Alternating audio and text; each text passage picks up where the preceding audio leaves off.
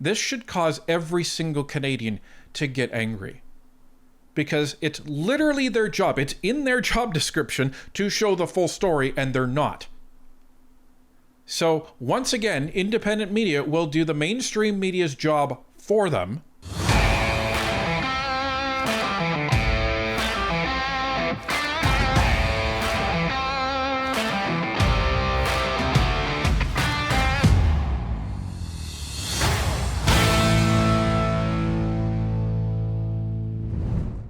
Pierre Poilievre says if the RCMP had done its job, Justin Trudeau would have faced the same laws as everyone else. And the media's been milking that for over a week, twisting what he said every step of the way. Meanwhile, when Mark Carney supported Paul Chang after his comments about kidnapping his opponent and handing him over to the Chinese consulate to be rewarded with a bounty, that story vanished in 2 days. We're going to show you both scenarios, and you can decide for yourself what counts as journalistic integrity. Let's take a look. Judy Chin, CTV News. Mr. Carney, I'd like to press you a little bit more on Paul Chang. He lives in a riding that is 70% diverse, people of color. Half of that are people of Chinese ethnic origin, and of that population, about 20% are from mainland China. The question that people from Hong Kong have asked me to ask is whether or not you are putting appeal to those voters who may support the policies of China ahead of the democratic rights and safety of dissidents who have called Canada home, and mainly Hong Kong democracy activists who now live in Mr. Chang's riding? Absolutely not.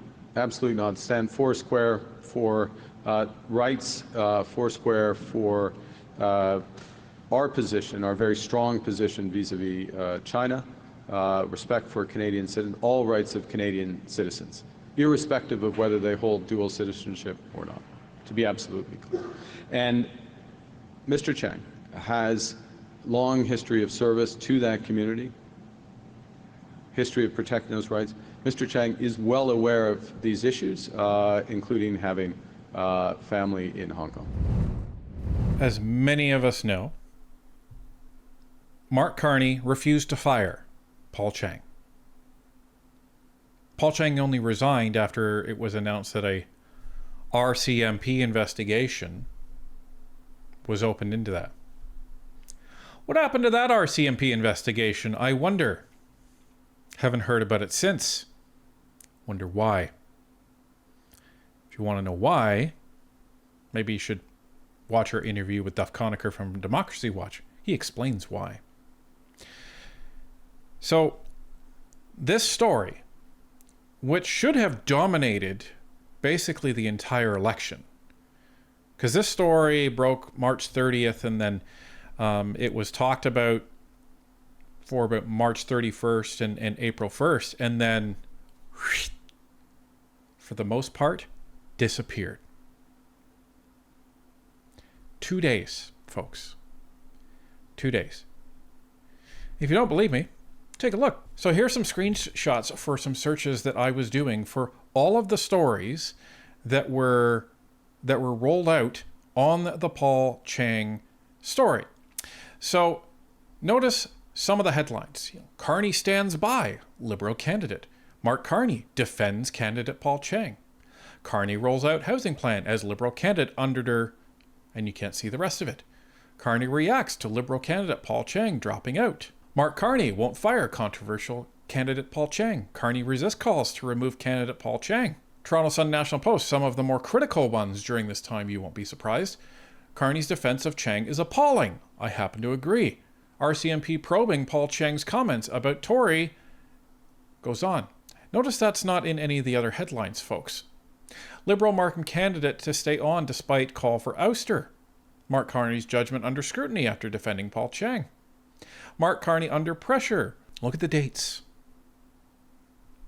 March 30th, March 31st, April 1st, gone.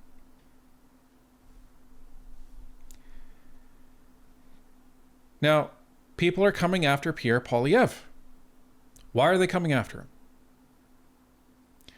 Because of a clip that went viral, and you can excuse the people that are viewing this clip in its virality. That's all they're seeing. Fine. Let's put that one to one side. But to the mainstream media, whom we've learned a lot about over the last week, let me tell you folks, mainstream media who've been trying to compare themselves to us, a crazy right-wing YouTube channel, according to them, they have journalistic integrity. They don't get it right all the time, but they have ombudsmen. They're held to account. They're responsible journalists. That's what we've been told. Well, those folks we can't excuse. Those folks are expected to look at a viral clip that goes online and then do some digging to understand the full context of what was said. But even that, they didn't do. And they've been writing article after article after article. Folks, we are more than a week after we dropped this interview, and this is still going. Look at the headlines. Conservative MPs line up to show support for Poilievre after days of backlash. That's National Post. You would expect that. Globe and Mail. Is Pierre Poilievre okay? CBC. Some Conservative MPs doubt Poilievre's leadership after podcast remarks. CBC. Poilievre pressed on his RCMP quote-unquote despicable comments. Deny saying. Global News. Poilievre urged to apologize for RCMP comments by Liberals, NDP, Greens. Some Conservatives MPs doubt Poilievre's leadership. RCMP covered up Trudeau-era scandals, Poilievre alleges. Pierre Poilievre's casual accusation of an RCMP cover-up. And it goes on. And it goes on. And on. And on. And on. And it continued on today. Now, I want you to hear the actual clip. The actual question. Because this is what the media refuses to show. And this should cause every single Canadian to get angry. Because it's literally their job. It's in their job description to show the full story, and they're not. So, once again, independent media will do the mainstream media's job for them and show you the full contextual clip.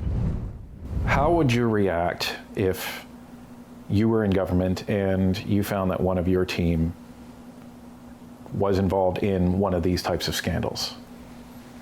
Well, they'd be fired. I mean, obviously you have to find out if it was an innocent screw-up, a one-time minor screw-up that was due to a mistake, or whether it was a real, genuine corruption, self-serving corruption. But, you know, like many of the scandals of the Trudeau era should have been involved jail time. I mean, Trudeau broke the criminal code when he took a free vacation from someone with whom he had government business. It's just like, it's right there in the criminal code. If the RCMP had been doing its job and not covering up for him, then he would have been criminally charged. And then again, he probably violated the criminal code in the SNC-Lavalin scandal. These would normally have led to criminal charges, but of course the RCMP covered it all up, and the leadership of the RCMP is frankly just despicable when it comes to enforcing laws against the Liberal government. But yeah, I would fire them, and in cases like that, I would report them to the police. That's what should have happened, and that's what it's going to happen. We're going to be at a higher standard. That's the full question and answer. And you notice what the media said and what the media showed, but more importantly, what they didn't show. Because they're framing this as Pierre flew off his rocker and attacked the RCMP. No. What his point is that during the Trudeau era, there was all these scandals and there was no accountability. And there will be accountability when he's in. He will fire ministers that are involved in these scandals. He will fire ministers like Mendicino. He will fire ministers like Sean Fraser. He will fire ministers like Francois Philippe Champagne. Oh wait, most of those guys are still there. So Carney hasn't even done anything about this. Now today during a press conference, Pierre tried to clear all this up, and I think he did a darn good job of it, despite the fact that the media is still misquoting him and still trying to frame this. Are you confident that by the end of the day today, all of your MPs will still be Conservative MPs? Yes. Do you think that you went too far in saying the Prime Minister, former Prime Minister, should be in jail? That's not what I said. Well, That's not that's what what I I said. heard. What did you That's say not what I then? said. Repeat what you said. Sure, I'll tell you what I said. I was asked about the scandals of the last 10 years of the Liberal government. And what would I do if such scandals and corruption were to happen when I become Prime Minister? And I said I would have zero tolerance for corruption. Nobody is above the law. So if I could, in certain cases, I think there were scandals in the Liberal government that would be appropriately punished in that way. You think of the Green Slush Fund, where individuals were appointed to a board to manage public funds. And what did they do with it? They gave it to themselves. To me, that is a crime for which they should have been held responsible. People have got to be held responsible for corruption. And if you look at my remarks, that's what I said. We will hold people accountable for corruption. So that's the first question you got about this. Right before that, there was this silly question about, oh, you know, you're going to have all your MPs at the... Because the CBC is trying to concoct this story that there's 5 rebel Conservative MPs that are going to cross the floor. Really? Really? Just like there was these rebel MPs that were, you know, really unhappy about the supposed top-down messaging control of the Conservatives when the Liberals were trying to cook up this whole scandal that there was all this dissent in their party over the housing accelerator. Remember that? Yeah. But these people aren't even being honest with their questions. Well, you said Trudeau should be jailed. No, he didn't. He said he should have been criminally charged. That's what he said. Jailed? That's up to due process, and that's up to the courts. He said charged. And he wasn't just referring to Trudeau. But they won't let this go. Will not let this go. And they didn't stop.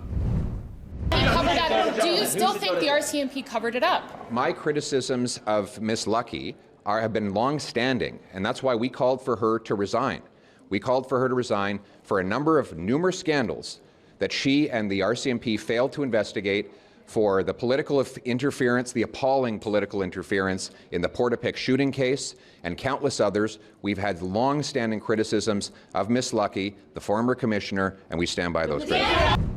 Perfectly dealt with. I'm not apologizing. I'm not withdrawing my criticisms.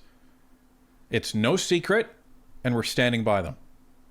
It's exactly what you should do. Exactly what he should have done. But still they weren't done. Some Conservatives were upset by what you said about the RCMP? Well, listen, my view is that Conservatives all agree on one thing. People should be held accountable for corruption, and my future government will do that.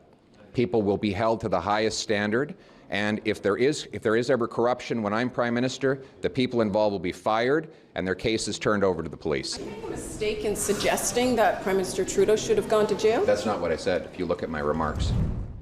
Do you think it was a mistake to suggest that Prime Minister Trudeau should have been jailed? That's not what I said.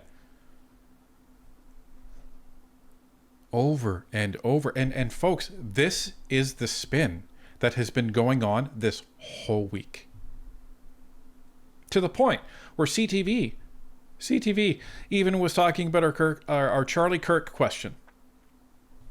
And they wrote an article, and it said in that article, it was trying to say, Poilievre didn't talk about the violence coming from the left. He wasn't asked about that.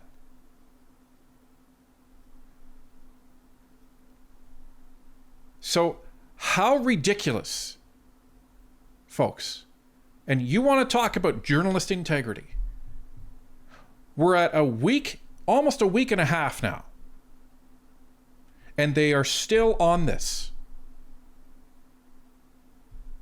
Mark Carney's Paul Chang scandal, where he backed somebody right after we just had this whole public inquiry finish on foreign interference, primarily centered around China. Let's not forget about that. Right after that, he backs a candidate who called for his conservative opponent at the time to be abducted, kidnapped and taken to the Chinese consulate where he could get a bounty of over $100,000 if memory serves, where then that candidate would have been then shipped back to China and probably summarily executed, because China has an open warrant for this guy's arrest because he's pro-democracy. And Mark Carney backs the candidate that says this. 2 days of coverage, folks.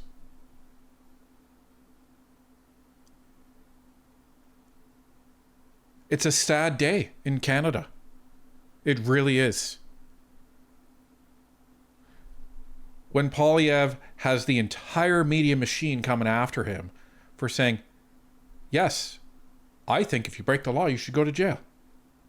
And I think those that don't uphold the law and protect the people in power, they're despicable. What country are we living in?